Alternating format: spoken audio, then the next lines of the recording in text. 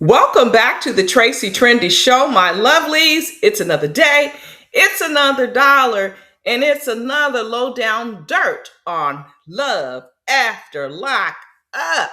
My loves, let's get straight to this dumpster fire with Gigi and Mumu's relationship. Now, it's supposed to be day one for the lovebirds. This is his first official day free. So he's finally a free man. The pork chops are frying and true love is in the air, except that there's just one tiny microscopic problem, my loves. Mumu is MIA. He's MIA. So what should we do about Mumu? That's right. Let's wonder where Mumu is. We have a sneaky suspicion. Now, Gigi, she's sitting at home. She cooked the pork chop. She made the mac and cheese, and she even made some broccoli for some health. I mean, she made it nice for him. A whole feast is just sitting there, getting cold while Mumu is nowhere to be found. Now, where could he possibly be on his first day of freedom? Is he stuck in traffic? Did he get lost? No, he just rolled out of bed and on to the next thing. And the next thing is at Casa Bonita. Apparently, he's going to say he's seen his baby mama and his kids, but you know he gets a little nookie near that, squeezed in there too. But my loves, let's talk about the math here, because Bonita, she did mention that yes, he's seeing kids, even though she only had one by him. Apparently, math is mathing in all different directions, because while she was pregnant with their child, Mumu is spreading seeds and he got another woman pregnant. And that's how he's the proud father of 4 children with different women. He's out here collecting baby mamas like Pokemon cards. Seriously. So, but for Bonita's credit, she doesn't blame the child. They're sisters and she keeps it kosher. I appreciate that. So anyway, Gigi's wondering where he is. He said he's hanging out with the kids, but she's not buying that, because when they're kids, there's a baby mama. So she asked him to FaceTime for him to prove it, and he starts to flake out on her and says he has to go. We know he's getting cozy with baby but mama Bonita. And anyway, I think personally he should just stay with Bonita. I mean, he has a kid with her. But, this is all fakery and all that stuff. The timeline is trifling. This man is trifling. He needs to be in the backyard. That's where he needs to be. So, anyhow, the stepdad gets in front of the camera and saying this is a circus. And I'm like, but you were a participant. You and his mother and the cousin helping this man orchestrate this mess. He does need to pick one woman and stay out the mess. But he want that polyamine stuff. Whatever. Good luck with that. So, moving on to the next on the docket. I'm going to spread some tea, my love. So just on this little couple here. Dia and Cyrus. And you're going to hold your edges, okay? Because we are entering the twilight zone of bad life choices. Yes. I'm going to affectionately call Dia the mega bird. Right?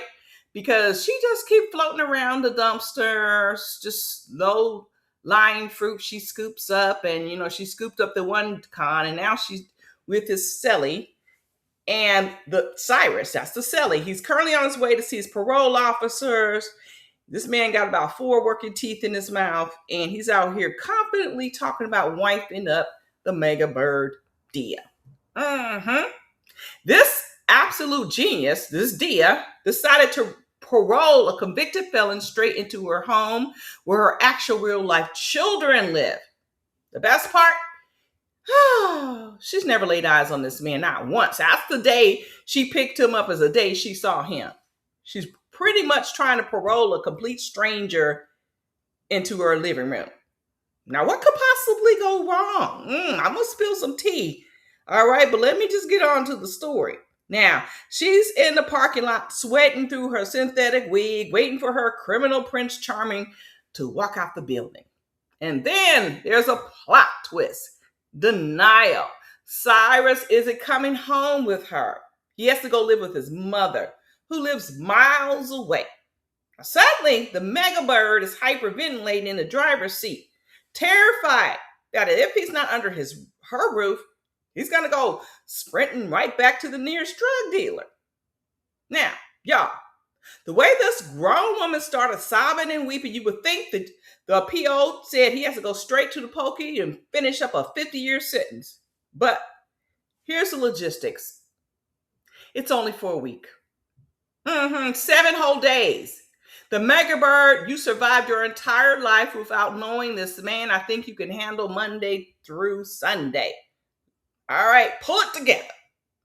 So after this parking lot, they roll over to the hotel. I don't know what happened to that big family reunion dinner Cyrus was allegedly planning, but it evaporated into thin air. So instead, they're at the hotel. Dia rings up her children on a 30-second FaceTime call. And she got to show, Mama Bird has to show the kids that she's flashing a new con. This is going to be your new daddy. Say hi, blah, blah, blah. Now I got to she literally says she got to hit the hot tub. And we all know that means some sexy times. All right. Sexy time between Dia and Cyrus. But I hate to break it to Dia. Looking at Cyrus's record, the only thing on that man's mind is crack. And it's definitely not the one between your legs, Mega Bird. So my loves, the best part of this entire dumbfire, Dia looks straight into the camera and complains. Basically, she's Mother of the Year. She's very particular of who she brings around her children. I mean, you just had another con the other year. Now you're bringing in his celly. Ma'am, the man is a convicted felon. Ma'am, Mega Bird, this man is a convicted felon, an active candy addict who literally brought, pow-pows and illegal substances into your home, and you seem 100% fine with the lifestyle right up until the popo rolled up to your front lawn to put him in handcuffs. Yes, my loves, check out starcasm.net. They're the one who broke the story. Apparently, Cyrus was, sitting in the car. Cops roll up to him. Hey, can we have a look in the house? He gets extremely nervous. They said, is there something in there that we ain't supposed to see? And he says, well, the mega bird got a bunch of, pow-pows around the house. They're not his, blah, blah, blah. He apparently threw her under the bus, but the cops didn't fall for it. And you got kids around, and you got candy and pow-pows all around the home. Woo, somebody call CPS on that mega bird, please. Please. Now, next on the docket, we have Carrington and Zay. Now we're entering Olympics of delusion, right, my love? So Carrington, she decides to send Zay $300 to clear his record so he can get paroled. That's what she was told. She generally thinks when it comes to the pokey reviewing process, that this man, whatever he did in the pokey, is just going to go poof, be vanished in the air. Spoiler alert. This is not how the legal system works in the pokey, sis. You cannot just Venmo the Department of Correction to hit delete on all his little bad acts that he did while he was in prison. But you know what? She felt as if that's the least she could do because they, fronted her $7K. And so she felt like, what's 300 when he gave me 7? So anyhow, she hops into her ride, feeling like a supportive, loyal queen, a future wife, on her way to meet Zay's sister for the first time to talk about the situation. But, let's talk about big sister Shamerica. Shamerica, she's the nicer of the sister. She's the nicer of the two. And she's straight, no chaser. She's going to give you the truth. And my loves, Sure America isn't calling casting stones. No, she's got a little rap sheet according to Starcasm. Yeah, she got a little rap sheet of her own. She's been arrested about 5 or 6 times. Nothing too heavy, but she did steal from Walmart. So that was maybe a year ago, but nothing as recent as of year. Pretty much nothing recent. So she's done her stuff. And she got, I guess she's pulling it together. But she definitely knows how that prison hustles operate. She knows how it operates in the pokey. And she takes one look at Carrington and know that girl is naive. She probably could sell her oceanfront property in the middle of America. We're just landlocked. Anyway, Carrington rolls up there and introduces herself as his future wife. And she's, what? You ready to talk wedding colors? And so anyhow, Sure America, she's trying to hip her to game, and she drops the ultimate atomic bomb. She says, "Girl, did you give that man $300? And she said, "Yes, she did." And she said, "Well, you just feeded his candy habit." Yeah, because he's been on candy this whole entire time. Boom! Absolutely devastation. Now, Karen is sitting there completely disgusted and blindsided, wondering how on earth did she miss the signs? I mean, like, you basically had a 3-way call with him when you were speaking to him through Carly's phone, his other sister phone.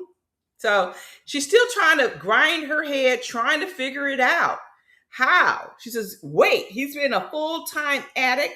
Where did he get that $7K from? And I'm pretty much thinking maybe not from any 401k. He's dealing in some dark, girl, and that's just dirty money he sent you. And Sure America asked her, how did you not notice the high look on his face? And, well, Carrington, all she had to say is, well, we only FaceTime one time. Shit. One time. Yes, my loves, for the entire viewing audience, Sure America speaks the truth. She says, how are you his future wife and you only FaceTime once? Basically, she is engaged to a profile picture in a fantasy. So anyway, Sure America lays it out plain. Zay has been an addict since he was 17 years old. He is not husband material. And this breaks Carrington down in tears. Woo! And Sure America, she says, here, you want some brown juice to numb the pain? But Carrington declines. I mean, you went through all that. Woo! I guess Carrington figured like there's not enough premium liquor that could, soothe this pain. I mean, this woman was invested. Okay? So anyway, Sure America just told her to write a letter and tell Zay how she feels. And Carrington, walks out of the house, and now it's dark. That's the problem I have with Sharper Entertainment is the continuity. She drove up there in the daylight, and now it's pitch black. Okay, that's the little bone I have to pick. But anyhow, Carrington is driving home sad. Her dreams of a white picket fence with a prison cash app have been completely shot down. Now, fast forward a month later, Zay has completely ghosted her now that he's been, the gig is up. So he's like, oh, well, I can't keep going on like that. So he stopped texting her. And Carrington realized she's been played. She says she loves him, but she refused to play second fiddle to a substance. Especially since, she already came out of a bad relationship with her daughter's father. Now, so she breaks it off officially with Zay. Ending with her final thought, she says, I don't judge him. I just hope he finds peace. Now, moving on to Rich and Felicia. They are next on the docket. Gather around because we're trying to break down this double date that went so far left. We need to talk about this whole couple, all right? Now, Felicia, she didn't feel comfortable driving off with Rich. So she told him to hold off. Let me call my cousin and let her hop in this ride and let's do this. And Rich is like, WTF? I mean, am I back in high school? Because that's the last time I ever had a double date. I feel like I'm dating a teenager. Man, she was arrested development. Basically, her development stopped when she entered the pokey at 17. She says she does not know how to be around men. The only two men she saw were the guards for those 9 years. So men are basically a foreign species to her. But anyway, mind you, this is like the second day of freedom for her. So Rich is over here losing his absolute mind. You know, he just wanted to get some. He wasn't thinking about all the psychology of it. No, he wanted to hit that because she's pure.